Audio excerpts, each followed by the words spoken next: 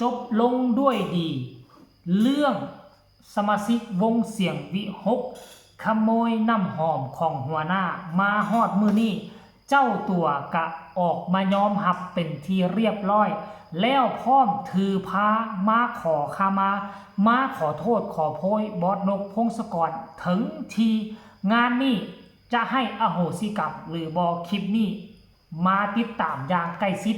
การโพสต์ของบอสนกพงศกรก็แล้วกันทักทายสวัสดี FC แฟนคลับทุกท่านก็แล้วกันมาพบมาพ่อกันอีกแล้วคลิปหนึ่งท่านผู้ชมคลิปนี้เรื่องราวเรานี่ก็คิดว่ามันจะมีเงียบไปแล้วมันก็จะซาไปแล้วเจ้าโตก็คงจะหนีไปไกลแล้วเนาะแต่มันบ่เป็นแบบนั้นท่านผู้ชม FC แฟนคลับล่าสุดเมื่อ3 ชั่วโมงนี้บอสนกพงศกรได้ออกมาโพสต์รูปพร้อมเขียนเรื่องราวเกี่ยวกับเรื่องขโมยน้ำหกน้ำหอมอย่างจักอย่างนี่แหละยาวเหยียดเต็มหน้ากระดานป๊าดโทรคอยสิอ่านไหวบ่ทานผู้ชม FC แฟนคลับเนาะมาฟังพร้อมกันก็แล้วกันเนื้อในใจความคือแนวใดแต่ว่าจะไปฟังเนื้อในใจความนี่เอานี่สะก้อนนี่ฮู้เห็นบ่ทุกคนแม่นคนเดียวกันหรือบ่กับมือที่ประชุมกันอยู่หลังเวทีแล้วก็มีการกวดการค้นเป็นคนเดียวกันหรือบอนี่บอสนกพงศกรก็ออกมาเขียนว่า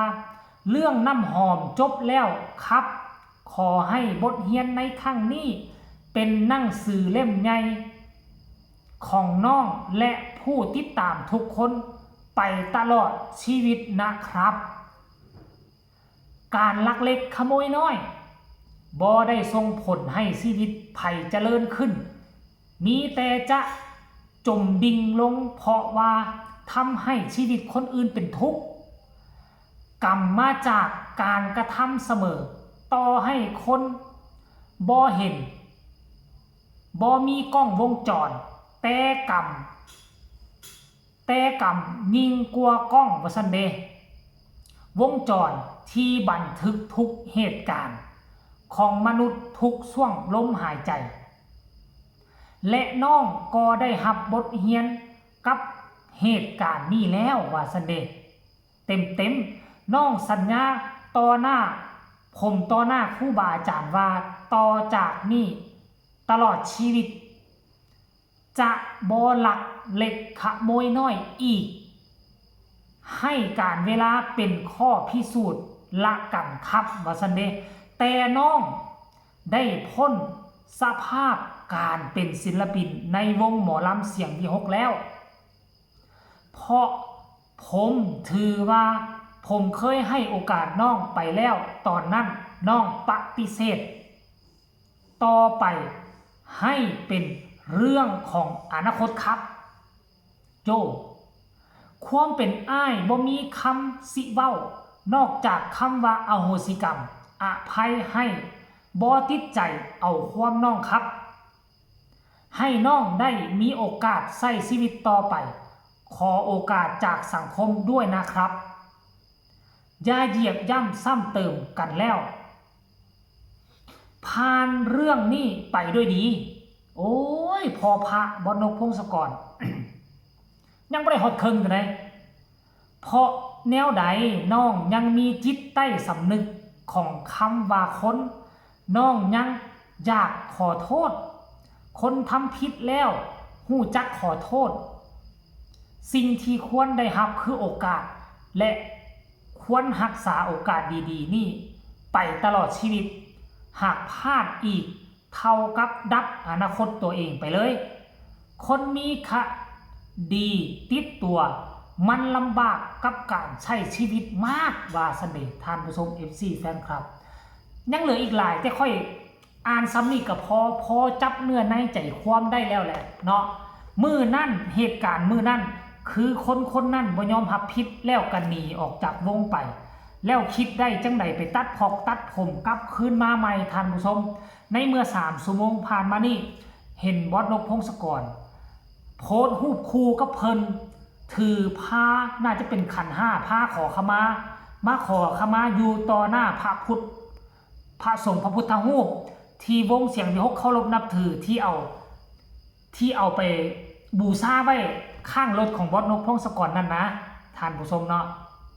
และพ่อมนกพงศกรก็ออกมาขั้นถ้าเป็นพวกเจ้าถ้าเป็นพวกเฮาเจ้าค่อยจะให้โอกาสบ่จะอโหสิกรรมให้บ่แต่ว่าบอสนกพงศกรนอกจากจะอโหสิกรรมให้คนนี้แล้ว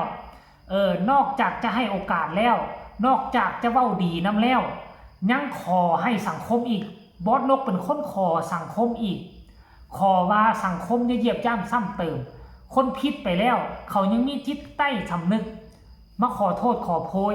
มากราบมาไหว้มาลาเนี่ยบอสนกพงศกรน่ะเฮ้ยเป็นพ่อพระโตจริง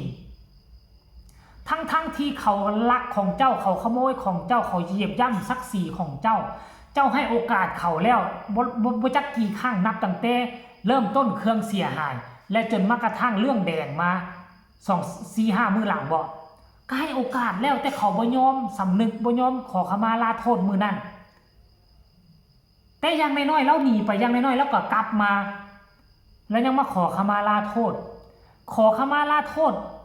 ถึงอย่างใดก็ตามบ่มีสิทธิ์ที่จะยืนอยู่บนเวทีเสียงวิหกแล้วบ่มีสิทธิ์ที่จะใช้เวทีเสียงวิหกทำมาหากินแล้วเจ้าสำนึกได้กระสายเกินไปยังดีที่บอสนกพงศกรเนาะยังขอห้องสังคมยังขอห้อง